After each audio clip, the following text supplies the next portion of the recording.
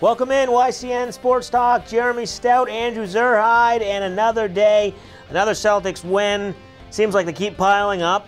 They won 4 in the first series at the end after being down 2-0, and now they've won the first 2 against Washington. Red Sox getting a win last night in the middle of a 4-game series. Patriots wrap up their draft. We have a lot to talk about. Let's get right into that, Celtics. Pretty impressive. We talked about it last week. We made our picks for Game 5, I think it was. It was tied 2-2 at that point, I believe. We both said Celtics would win Game 5, and whoever won Game 5 would also win Game 6. It proved to be correct. Yeah, it did prove to be correct, and I mean, yeah, six wins in a row, and I think Game 1, the Celtics, I think the Wizards were up 16-0 in the first quarter. On the first quarter run. Wow, that's not going to be good, and then they overcame that, and last night I think they were down by double digits at one point. Yeah, maybe in the third quarter. Yeah, they overcame that, so they're looking great. You know, Gerald Green getting the start. Brad Stevens kind of mixing some things up. That's proved to be successful. Yeah, and that has been, let's talk about that. That's been one of the better moves by Brad Stevens. And a lot of people criticized him throughout the season when they would go through the lulls and the slumps, that he doesn't make the changes when he needs to and the adjustments. Give him credit. They were down 2-0. They started Gerald Green. It was out of left field. No one predicted it. It seems to have worked. Jaylen Brown's getting a lot of starting, not starting, but he's getting a lot of minutes. There's been even talk, maybe does he get into the starting lineup? They've switched some things. You see Isaiah Thomas go to the bench for defensive purposes because he's not a great defender. But all in all, give credit to Brad Stevens. The players have played, but we got to give credit to the coach when it's due. Yeah, absolutely. I mean, 6 straight playoff wins, that can't just be a fluke. Obviously, with the Bulls series, when Rondo went down, that definitely helped. But I mean, still 4 straight wins. That's really good. I mean, he's obviously made the right moves. Yep.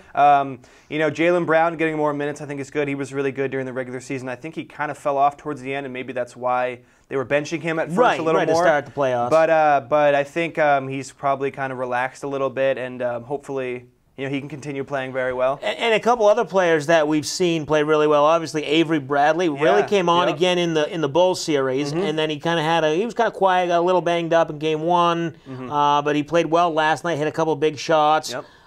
Al Horford finally, and I don't want to say finally playing like we thought he would, but I think it took a while for Celtics fans and the media and everyone to understand what his role was going to be on this team, and even for Brad Stevens to find what his role was going to be. It took him 82 games almost, but now it seems like he's really facilitating the offense. He's rebounding, he's shooting. Al Horford, we're getting their money's worth right now. Finally getting our money's worth, yeah. He was kind of the butt of a joke for a while with Boston fans this season, but finally he's earning all of that money he's making. Was he making like $30 million? Yeah, making a lot. Crazy. Max contract. Yeah, max contract. And, you know, that's kind of the player these last few games, or really all in the playoffs. He's really been getting about, you know, 16, 18 points with 10 rebounds. Just that double-double, that solid double-double. That's the kind of player that they signed last year. And so finally he's showing up, and it's really showing with all these wins. Yeah, and I think in Game 1 he missed a triple-double, maybe by 1 rebound. He got the final assist to make it 10 assists, and he missed it by 1. And finally, we would be wrong if we didn't mention Isaiah Thomas. Oh, yeah. Because this guy just continues to do things. And I'll be the first one to knock him when he doesn't play defense and when he isn't a complete player, but I will say he's a great scorer, he's a great facilitator, and we got to give him credit. 53 points last night.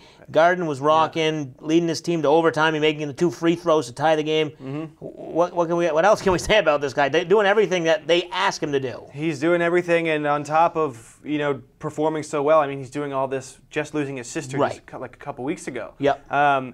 And also, I mean, in Game 1, he lost his front tooth. Lost his front tooth, and he didn't even practice on Tuesday. And I think it's back in now. But, I mean, without that tooth, he's still, what did he put up, 33 in Game 1 or something like that? Game 1, he had a great game. Yeah, so, I mean, he's really been fantastic, just about as good as the Celtics fans could hope for. And he's making a case for the Celtics to sign him to a max deal long term, definitely. And that's going to be interesting as we get into the offseason, what's going to happen, because they have the potential to get the #1 pick, or even if they get the #2 pick, there's a couple good point guards. Is Isaiah Thomas, a lot of questions if he can be that big-time star or if he's just a big-time scorer. There's a little bit of a difference, but that's another conversation for another day because we can get a lot of different angles on that. So Celtics up 2-0. They go on the road, play Washington.